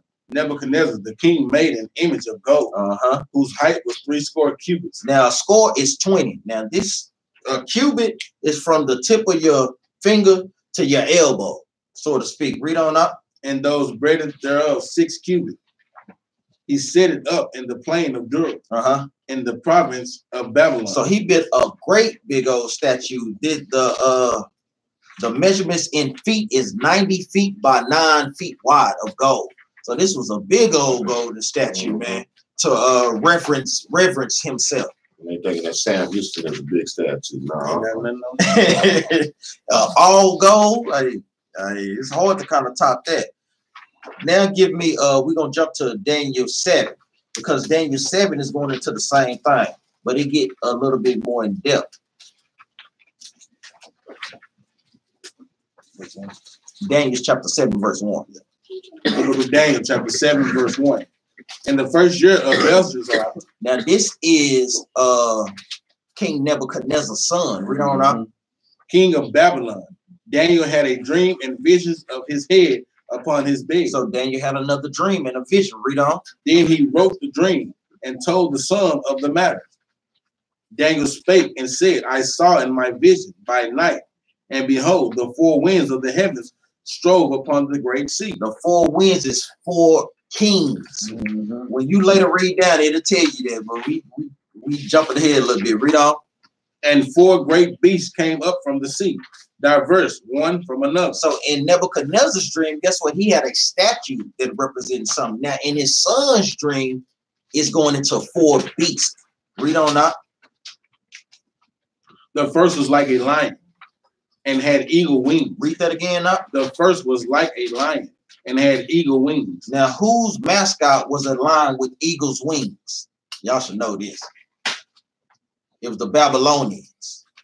It's going into the same thing. It's just saying it in a different way. The Bible is redundant. It's repetitive, but it uses different parables and similitudes to convey the same message. So this first kingdom is Babylon, which their mascot, so to speak, is a lion with wings. Read on up. I beheld till the wings thereof were plucked, and it was lifted up from the earth, and made stand upon the feet as a man. And a man's heart was given to it. That means you taking the kingdom from him. Read on up. And behold, another beast, a second, like to a bear. Now, whose symbol was the bear? I just went over it. Go ahead. In the context of this, though. Go ahead. Whose? No. Who, Junior? Remember, y'all got to use the same context. It was the Persians and the Medes. Read on up. And behold, another beast, a second, like to a bear. And it raised up itself on one side. It raised up itself on one side, meaning one kingdom was going to be stronger than the other. The Medes ruled first, but then the Persians was more powerful than the Medes, so they overtook them. Read on. And it had 3 ribs in the mouth of it between the teeth of it. And they said thus unto it, arise, devour much flesh. It said, arise and devour much flesh. That means conquer many people. Read on up. After this I beheld, and lo, another like a leopard, which was upon the back of it 4 wings of a fowl. Now, whose symbol was the leopard? The Greeks. Because even when you see in that Alexander, the Greek movie, Alexander, guess what he used to go into battle with on his horse? A lion skin upon his horse. So their symbol was the leopard. Read on up. Which had upon the back of it 4 wings of a fowl. 4 wings of a fowl. That's going into his 4 generals. Lysimachus, Cassander, Ptolemy, and who was the last one? Does anybody know? Like we tell brothers, says write these things down. Does anybody know? Cassander, Ptolemy, Lysimachus, and who? He's about to give it. Go to your right. Go to the book of First Maccabees. Solutions. All praise God. And we tell brothers, write these things down, man. You have to know history, man. Because a lot of times when you bringing this up, Christians will come with this stuff. Hey, they'll confound you after if you don't understand these things, man. Right. You know, they'll make it seem like four wings are just a bird, a mutant bird or something, man. No, these mean people that came after Alexander. His kingdom was divided among his four generals. Read on up. Read it, verse 6 again. After this I beheld, and lo, another like a leopard, which had upon the back of it 4 wings of a fowl. The beast had also 4 heads, and dominion was given to it. So that leopard was Alexander the Greek, and then those 4 wings was his 4 generals, what we just named. Read on up. After this I saw in the night visions, and behold, a 4th beast, dreadful and terrible, and strong exceedingly, and it had great iron teeth. It devoured and brake in pieces, and stamped the residue with the feet of it. And it was diverse from all the beasts that were before it, and it had 10 horns. And it had what? 10 horns. So that's a little clue. Who is this last kingdom? Rome. But let's go to the Apocryphal. Give me 2nd Ezra chapter 12, verse 11. It told you, but it didn't give you what its symbol was, what the animal symbol was. But in 2nd Ezra, he expounded upon it. You got that up? The book of 2nd Ezra, chapter 12, verse 11. The eagle, whom thou sawest come up from the sea, is the kingdom which was seen in the vision of thy brother Daniel. Was seen in the what? Vision of thy brother Daniel. But it was not expounded to him. But Daniel seen the vision, but he didn't know what the animal was in the end. So that's what 2nd Ezra is giving a prophecy on. Read on up. But it was not expounded to him. Therefore now I declare it unto thee. Ezra was declaring it now unto us. Jump over to 11 and 40. Jump to 39. Start at 39. 2nd Ezra 11 and 39. Art not thou if it that remaineth of the 4 beasts whom I made to reign in my world? He said, art not that that the remainest of the 4 beasts that God made to reign in his world? Read on up. That the end of their times might come through them. So God is giving us a clue, letting us know that the last ruling kingdom, guess what, was going to be put down. And we obviously know when you go to 2nd Ezra chapter 7, verse 8, Esau is the end of the world. And guess what? Jacob is the beginning of it that following. If Esau is not the so-called white man, that means, guess what? We got a lot more time in captivity. Yeah, we got a whole nother captivity to go to. We got to go. The Arabs got to come. Yeah, the Arabs got to come and rule the planet Earth, man. It's like, come on, man. We got to understand these things, man. You got some up? Go ahead, up. And the 4th came and overcame all the beasts that were past. So Rome came and overcame everybody. Read on up. And had power over the world with great fearfulness. It's going into Rome, but guess what? It's also going into America too.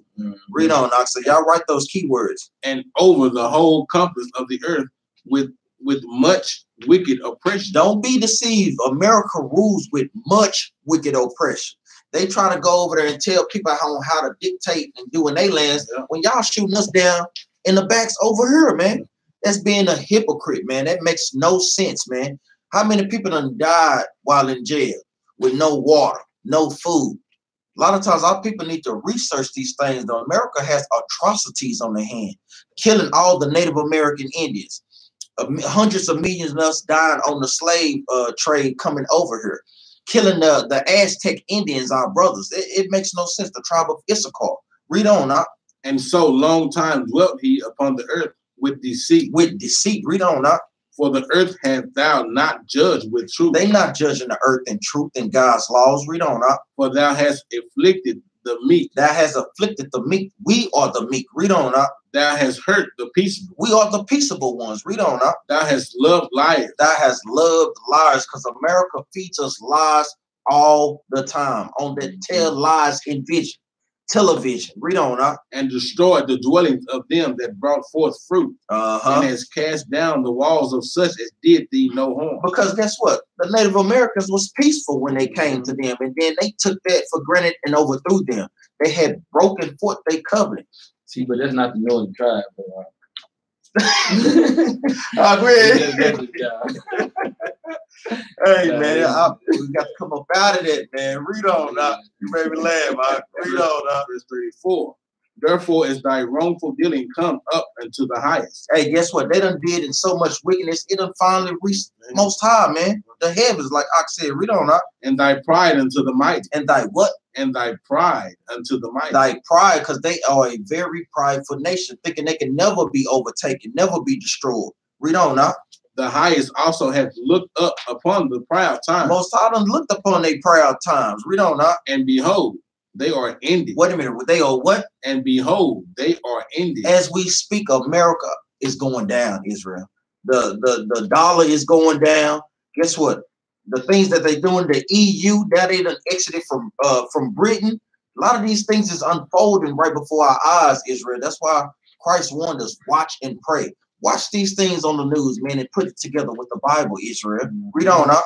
And his abominations are fulfilled. And his abominations are fulfilled. Celebrating Christmas, man. New Year's in the dead of winter. Easter as past. That makes no sense, man. Read on up.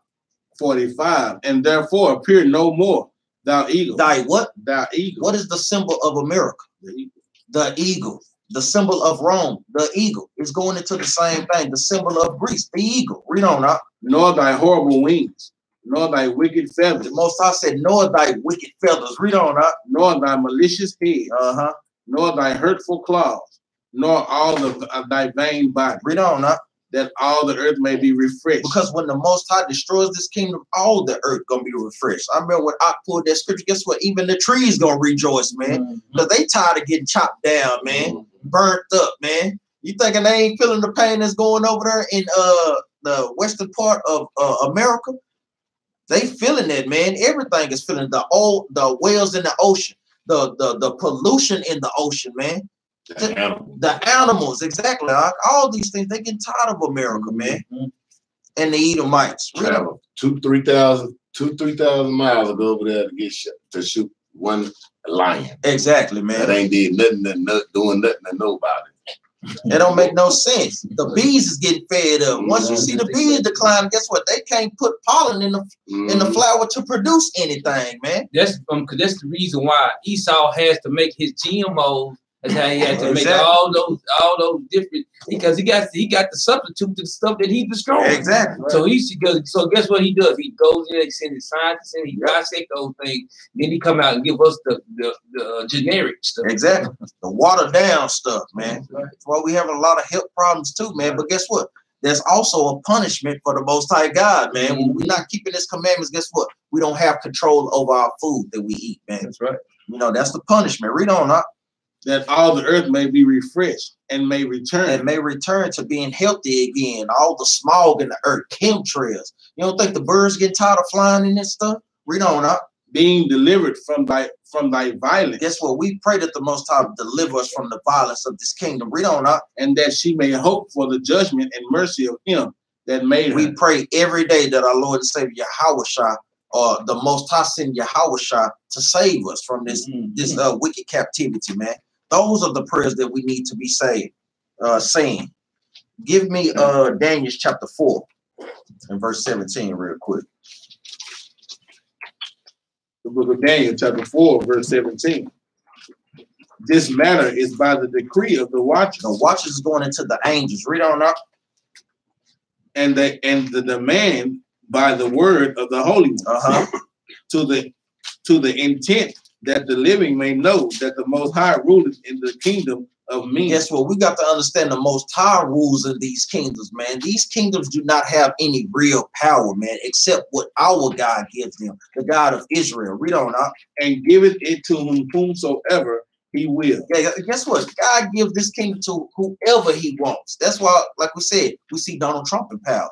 Now, you would have never thought in probably a million years that this, I'm talking about, just don't even understand basic governing sense. But guess what? He is president.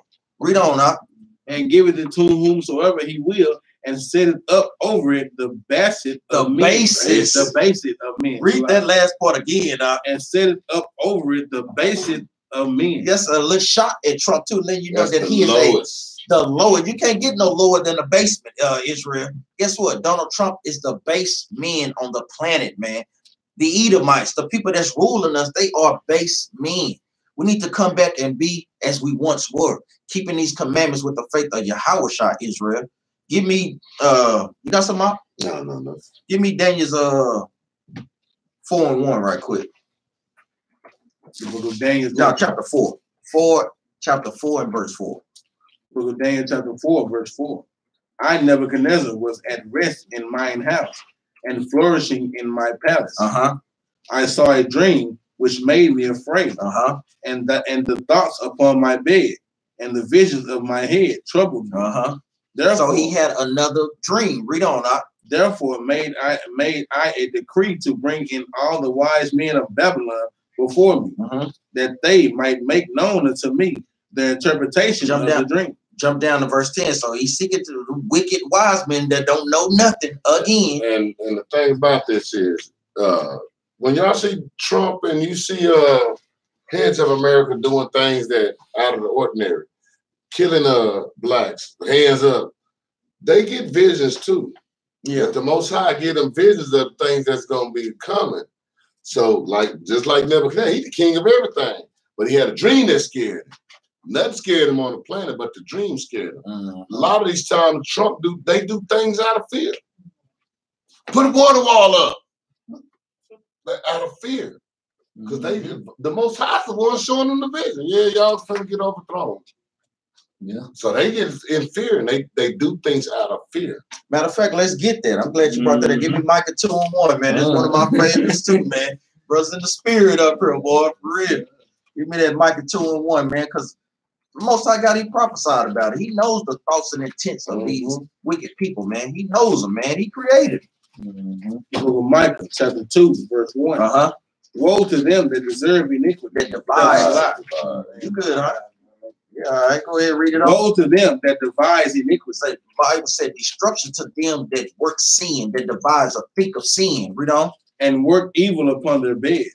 And do what? And work evil upon their beds. They at home dreaming about evil that they're gonna do. We at home thinking about making it to the kingdom, man. They think about putting punishment on us, man. How can I keep these Negroes and Latinos on the bottom, man, in sin? Read on. When the morning is light, they practice. So when the morning comes, guess what? They practice the thing that they was dreaming about, man. They actually put it into action, man. Thinking of how they gonna keep us in sin. How they gonna build a wall. Exactly. How they gonna make more abortion clinics or more liquor stores or more clubs in our neighborhoods. Go ahead. And when a person who their whole life is about riches and power, the only thing they whole time they fearing the whole time because they don't want to lose that riches and that power. So that's all they got. All they doing is thinking about. When you got everything, you can only think about making sure that I keep everything. Exactly. So your mind is only thinking about things. Hold on, I gotta keep these people. So somebody gonna try to get my money. It's like a rich person. Now you got to worry about somebody breaking in your house and getting some stuff because you got money there. Ain't nobody gonna want to break in somebody that's poor. They be like, shit, he got money. So a lot of, like what they say, more money, more problems. Because the fact of the matter, then you got money and riches and power, you got to worry about other things that nobody else got to worry about. Exactly. So they like I said, they get in fear again. That's a lot. Read that from When the Morning is Light. When the morning is light, they practice it because it is in the power of their hands. Guess what? They doing it because guess what? They control the whole planet Earth. Power. And they got power. Exactly. All right, read on. And they covet fields. And they covet fields. And they covet fields. And take them by violence. And do what? and take them by violence. The Native American Indians, the tribe of Gad, the tribe of Issachar, they coveted these lands over here in America. And guess what? They took them by violence. And they're still taking them today. Exactly. As of we speak right now, they are over there invading somebody's land, Yemen, all these places, they are doing it right now. Exactly. And see, the thing is, it's just like even when we come back into rulership too, y'all got to understand, they not finna just give this up willy-nilly. You know what I'm saying? Oh, yeah, y'all can have it back because you have out here. No, you got to make an example out of the world. He does, man. It was taken by violence. It's going to be taken back by violence. Exactly. Read that again now, verse 2. And they covet fields and take them by violence, and houses and take them away. So they oppress a man. So they oppress a man and his house. So they oppressing us, a man and his house, his family. Read on. Even a man and his heritage. Guess what? They even oppress your heritage, man. You're not Israelites no more. Y'all black. Y'all African American. Y'all not Issachar. Y'all Mexicans. That's how they oppress a man and his heritage. They teach us their heritage. I know probably everybody know more about American history than they do their own history, man. That's why they say I'm American. Well, if you was born in an airplane, what you'd be? Airplane in. That ain't make no sense, man. Our people got to wake up and come out of this madness, man. Let's go back to Daniel. Chapter 4 and 10. Over the Atlantic Ocean. I'm Atlantic Ocean. Atlantic. Verse 10 of Daniel chapter 4. Thus were the visions of mine head in my bed. I saw, and behold, a tree in the midst of the earth, and the height thereof was great. So he had another vision, and Daniel's interpreted it. Read on up. The tree grew and was strong, and the height thereof reached unto heaven, and the sight thereof to the end of all the earth. The leaves thereof were fair. Hold on, let's get that precept to show what the tree is. Give me Ezekiel 31 and 8. Because even during the time of Genesis, everybody should know this. God compared us to what? Israel. Trees. Ezekiel chapter 31, verse 8. The cedars in the garden of God could not hide him. The fir trees were not like his boughs, and the chestnut tree was not like his branches. Was not, Nor any tree in the garden of God was like unto him in his beauty. I have made him fair by the multitude of his branches, so that all the trees of Eden that were in the garden of God envied him. So do trees envy? No, they don't. This is a similitude. God is showing us that trees, he compares us to trees. This is going into Adam. Y'all can precept that with Genesis 2. Also with this. And it's been in more other ones. You can go, we get another one. Give me, what's that, Mark? The one in Mark. Because a lot of times we like just get basic to it. That even that precept, you like, what? You kind of got to think about it. But trees don't envy. So he's letting us know that he compares men to trees. Give me Mark 8 and 24. The book of Mark, chapter 8, verse 24. And he looked up and said, I see men as trees walking. Read that again, huh? And he looked up and said, I see men as trees walking. So God compares us to trees many a times in the scriptures. That's a parable that he uses. Let's go back to Daniel, chapter 4, verse 11. Verse 11. The tree grew and was strong, and the height thereof reached unto heaven, and the sight thereof to the end of all the earth. The leaves thereof were fair, and the fruit thereof much, and in it was meat for all. The beasts of the field had shadow under it, and the fowls of the heaven dwelt in the bow. We also, guess what, are compared to what? Beasts too. We got that precept. Give me Ecclesiastes.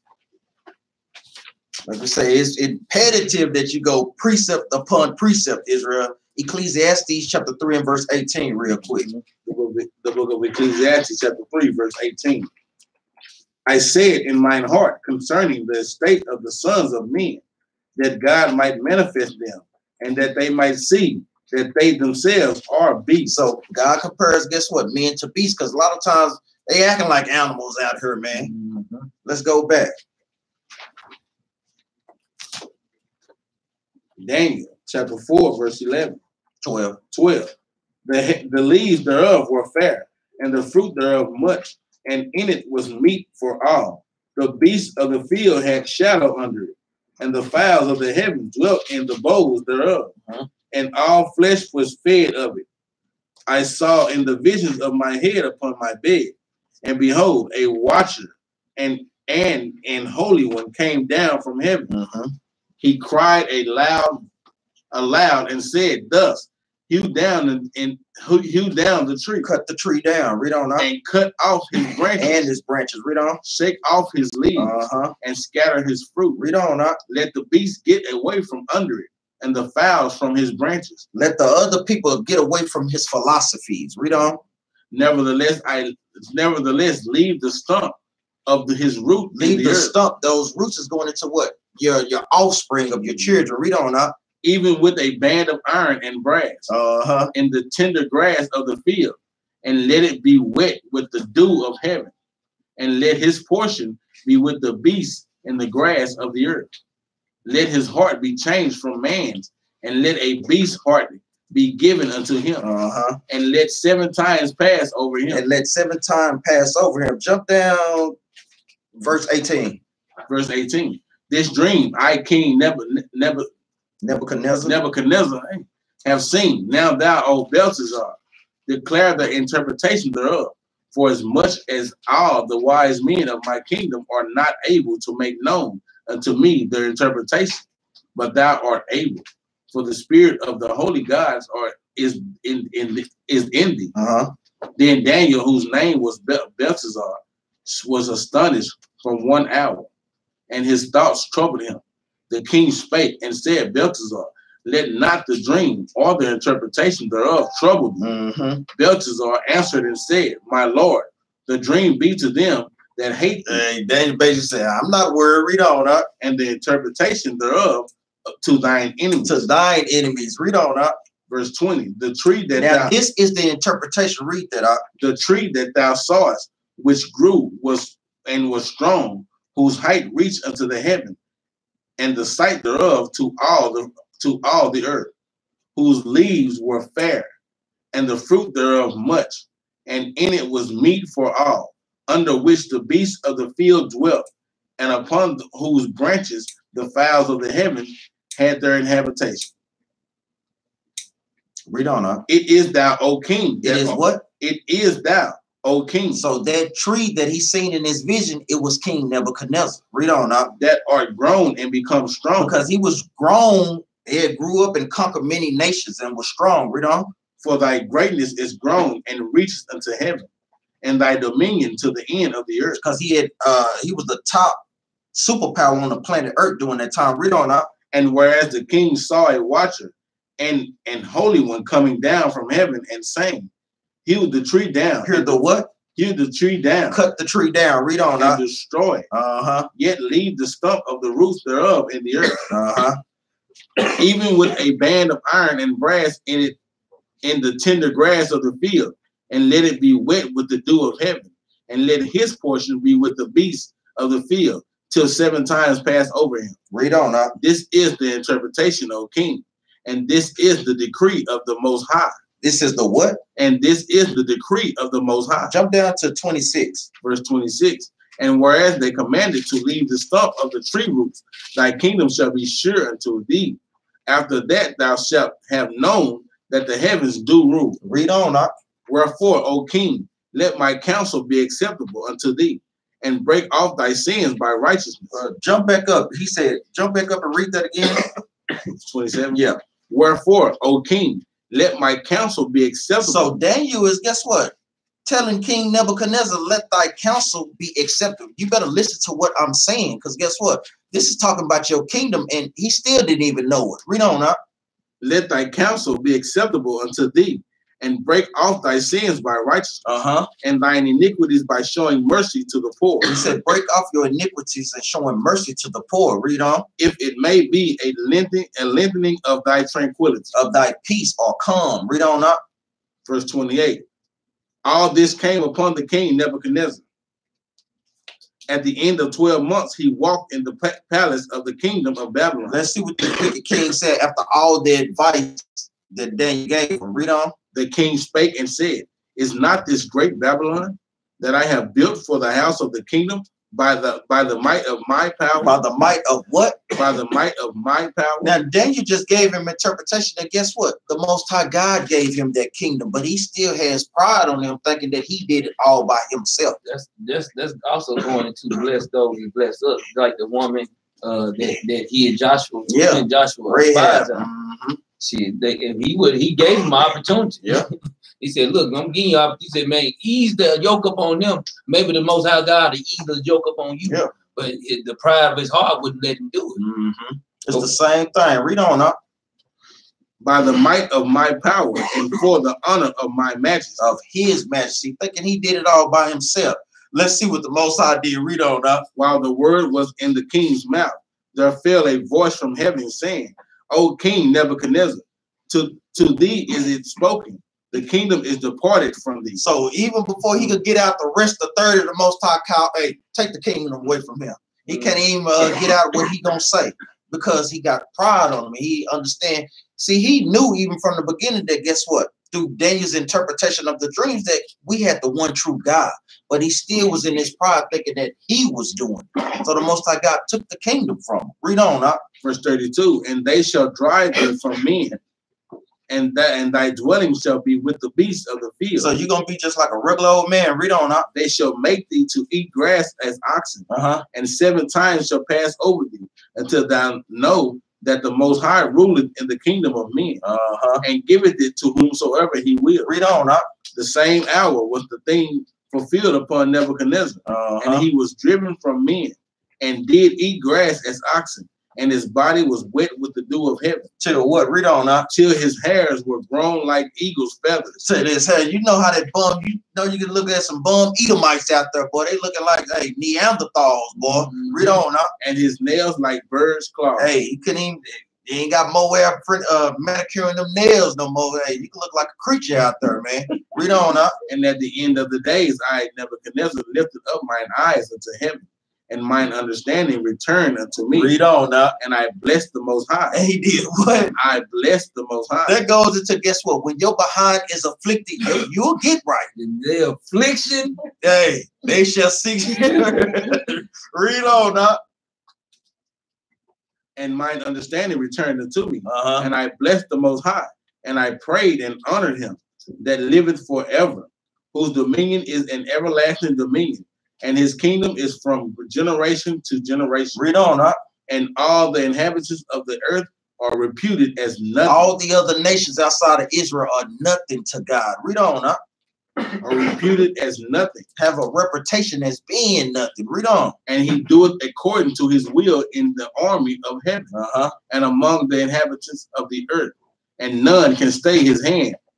And none can stay his hand, or say unto him, what doest thou? Why you doing this, Lord? Read on up. At the same time, my reason returned to me, and for the glory of my kingdom, mine honor and brightness returned unto me, and my counselors and my Lord sought unto me, and I was established in my kingdom, and excellent majesty was added unto me. So once he got his mind right, guess what? The Most High gave him back his little kingdom which he had left. He wasn't gonna have it for very long because he was gonna die. Read on up. Now I, Nebuchadnezzar, praise and extol and honor the King of heaven, all whose works are true, and his ways judgment, and those that walk in pride he is able to abase. And those that walk in pride, Israel, he is able to abase, or bring down low, Israel. He even acknowledged his own self. He said, all the kingdom of heaven is nothing. He acknowledged it. Exactly. Even himself as being nothing, having a reputation as being nothing. So we let that be a lesson to Israel. We pray, brothers and sisters, God, understanding of this scripture. And with that, we say shalom. Shalom. Bring out the law. You got one out? Yeah. Go to Exodus chapter 34 and verse 14. You're going to read a couple of verses. Go to Exodus chapter 34. Verse 14. This kind of go into this class right here. For thou shalt worship no other God. For the Lord, whose name is jealous, is a jealous God. I said the Lord's name is jealous. He got plenty names. Exactly. Like we tell brothers and sisters, those are just titles, Israel. Read on out. Lest thou make a covenant with the inhabitants of the land, and they go a-whoring after their gods, and do sacrifice unto their gods. And one call thee, and thou eat of his sacrifice. And thou take of their daughters unto thy sons, and their daughters go a-whoring after their gods, and make thy sons go a-whoring after their gods. Thou shalt make thee no molten gods. Now go ahead. Go ahead. Even when he was bringing out of that that statue, a lot of times, guess what? Our people was worshiping that thing when they was in captivity under them too. So we shouldn't, guess what, dwell in none of these things that the other nations are doing, because all the gods of the other nations are nothing. They are idols, Israel. So let that be a lesson. We pray, brothers and sisters, share the video. Help us push this truth. Help donate to the cause on our GoFundMe page so we can help get to some of those places that where we at. And like I always say, if you on Facebook, subscribe to the YouTube page. If you on Periscope, subscribe to the YouTube page so we can push this truth, Israel. And with that, we say shalom. Shalom.